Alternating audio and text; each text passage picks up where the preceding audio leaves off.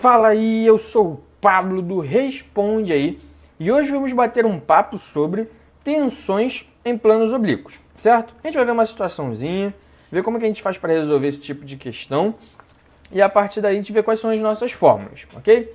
Pensa no seguinte, eu apresento para você uma seção assim, ó, falo que fiz um corte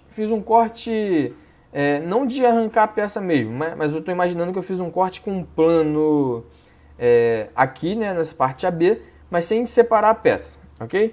E eu pergunto assim, qual é a tensão normal que age aqui nesse plano que eu fiz, né, que vai de A até B? Quando o plano é perpendicular, você sabe que a fórmula é bem simples, é normal sobre área, certo? Em que normal é o valor da minha força, nesse caso, né, é o valor da minha força que age nesse plano. Então, força dividido pela área me dá a tensão normal, certo? Mas o que a gente quer ver nessa aula é como que a gente faz para calcular quando a gente tem um plano oblíquo. Ou seja, imagina que eu passei lá na minha seção AB, cortando agora, ó, segundo um ângulo θ, ok? Eu não corto mais perpendicular à minha seção, eu faço um ângulo θ e quero saber qual é a tensão normal que está agindo nessa seção. E só está agindo tensão normal ou está agindo outras tensões também, ok? É isso que a gente vai estar vendo na aula de hoje, beleza? A primeira coisa que a gente tem que ver é o seguinte, agora que eu tenho um ângulo θ agindo, a gente tem que saber qual é a posição desse ângulo, certo? O exemplo que eu coloquei aqui, ó, é imaginando o seguinte, pensa que eu tenho um ângulo θ com relação à minha vertical. Se eu quiser levar ele para a minha força, ó, que eu quero decompor, o que eu vou fazer para decompor essa força? Ó? Eu sei que esse ângulo é θ, mas tudo isso aqui é 90, certo? Então eu vou fazer 90 menos θ para achar esse pedacinho. E depois eu vejo, ó, que a vertical com a força também faz 90. Então se esse pedacinho é 90 menos θ, aqui dentro só pode valer θ, ok? Ou seja, eu consegui fazer o θ sair lá da minha parte vertical e vir para dentro da minha decomposição da minha força F agindo naquele plano AB, certo? Ó, você está vendo aqui que o plano AB é aquele plano inclinado, então ele ainda está aqui agindo inclinado. Eu peguei a minha força, levei para o meu plano e eu quero decompor ela. Por isso que eu levei esse ângulo até aqui. Ah, mas e se, por exemplo, eu tivesse ângulo θ aqui embaixo, ao invés dele estar aqui em cima, ele tivesse aqui, ó, delimitando, no caso, o meu plano oblíquo.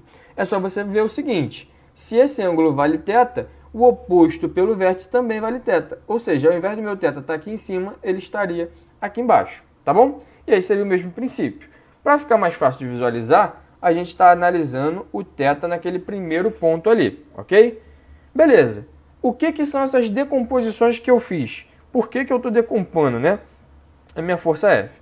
É bem simples, para a gente determinar os esforços internos que estão agindo na nossa seção, ok? Quando a gente olha isso daí, a gente vê o seguinte, ó, tem uma força que é normal ao meu plano, ok? Ela faz um ângulo de 90. E eu tenho uma força que é paralela ao meu plano ou cortante ao meu plano. Então eu posso dizer o seguinte, ó, quando eu olho a minha seção, eu tenho uma força que é normal ao meu plano e eu tenho uma força que é paralela ou cortante ao meu plano, ok? Ou seja, quando eu decomponho a minha força F, eu estou achando uma componente normal e uma componente cortante, em que a normal é 90 graus com relação ao meu plano, enquanto que o cortante é paralelo ao meu plano, certo? Por isso que eu tive que levar o meu ângulo θ para cá, porque esse ângulo θ vai me ajudar a decompor a minha força F, e quando eu decomponho minha força F, eu acho uma força normal e uma força cortante. E se eu tenho força normal e força cortante, eu consigo calcular tensão normal e tensão cisalhante, beleza? Vamos ver então como é que a gente vai fazer para calcular essas tensões, ok? Primeiro, começando pelo cálculo dos esforços internos. A gente já viu quem são, vamos calcular eles então. Olhando primeiro o nosso ângulo θ em cima, a gente vai ver que usando, né, trigonometria, né, aquela antiga inimiga da gente, a gente vai conseguir calcular quais são os esforços internos. Então, olha só, eu tinha lá minha força F, eu calculei o ângulo θ aqui, certo? Tinha o normal ao meu plano e um cortante ao meu plano. Como foi que eu faço para calcular o normal? Ó, eu tenho cateto adjacente sobre a hipotenusa, vai me dar cosseno, certo? Como a hipotenusa era F, eu passei multiplicando, ó, F cosseno θ. Depois, ó, cateto oposto sobre a hipotenusa, vai dar V sobre F, como é oposto, né, vai dar o seno de θ. passei o F multiplicando, ó, então eu calculei normal F cosseno θ, cortante F seno θ. Qual é o cuidado que você tem que ter? Com o ângulo. Quando o ângulo está em cima, é isso. Quando o ângulo está embaixo, é isso daqui, tá? Vai ser o mesmo princípio de trigonometria. O cortante, nesse caso, vai ser o ângulo adjacente, então ele vai estar com relação cosseno, e o normal vai ser o cateto oposto, certo? Esse é o cateto adjacente, esse vai ser o cateto oposto, e o cateto oposto está ligado ao seno, tá? Então a gente tem que tomar cuidado com isso. Isso é até para verificação, né? Normal, cateto adjacente, tem que ter cosseno no normal. Cortante, cateto oposto, tem que ter seno no cortante. No caso do de baixo, não. No de baixo, quem é adjacente ao cortante, então ele que vai ter o cosseno, e para o normal vai funcionar a mesma ideia, tá bom? Então agora que a gente já determinou quais são os esforços, né, a gente também precisa determinar qual é a área, já que para calcular a tensão a gente precisa de normal, de cortante e da área também que ele está agindo, certo? Como que a gente faz para calcular a área da seção oblíqua, tá? Tem que tomar cuidado, porque geralmente ele me dá só o valor da área da seção transversal. Para calcular a área da seção oblíqua, a gente também vai ter que usar o nosso ângulo θ. Então, olha aqui, ó, eu quero calcular essa área, a área da seção oblíqua. E eu sei que meu ângulo θ está aqui. Então, eu sei o seguinte, ó, a área da seção transversal, isso que é o ST, a área da seção transversal, sobre a área oblíqua é cateto adjacente sobre a hipotenusa. Cateto adjacente está ligado ao cosseno. Então, ó, a área da seção transversal sobre área é igual a cosseno de θ. Como eu quero saber qual é a área oblíqua, ou seja, o A sem o ST, eu vou ter isso daqui.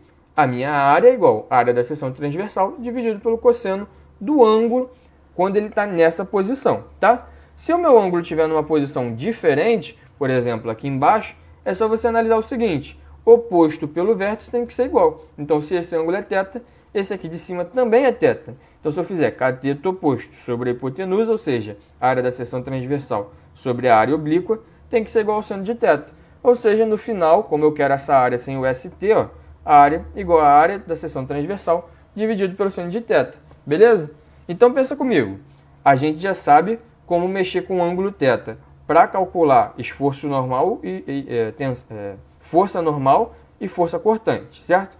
Para calcular essa força normal e essa força cortante, a gente decompõe a força que está agindo na nossa seção. E a gente consegue calcular tanto os dois esforços internos, né? Tanto de normal quanto de cortante. Beleza? A gente também acabou de ver que a área da seção transversal não é a que é usada para o cálculo da minha tensão. A que a gente usa na seção transversal, o que a gente usa é a área oblíqua. E para achar a área oblíqua, a gente também usa o ângulo θ. E a gente vai usar ou essa fórmula quando o ângulo θ está aqui, ou essa fórmula quando o ângulo θ está aqui em cima. Então, é uma avaliação de ângulos, tá? E você, se caso esquecer as fórmulas, você pode usar regra de trigonometria, beleza? Então, se a gente já tem esforço e já tem área, vamos calcular as tensões, certo? Para calcular a tensão, a gente vai usar as nossas velhas conhecidas, né? Que são tensão normal igual a normal sobre área e tensão cisalhante igual a cortante sobre área. Tanto um quanto o outro a gente já calculou. E a gente calculou em função do quê? Do ângulo, certo? A gente viu que o nosso normal pode estar em função do seno ou do cosseno do ângulo. Assim como a nossa área sem a seção transversal, sem ser o ST, né, sem seção transversal, também depende do ângulo. Se esses dois caras dependem do ângulo, eu posso calcular qual é o ângulo que produz o normal máximo e o cisalhante máximo. E para isso, ó, eu vou fazer a pergunta: qual é o θ que produz tensão máxima e cisalhante máximo?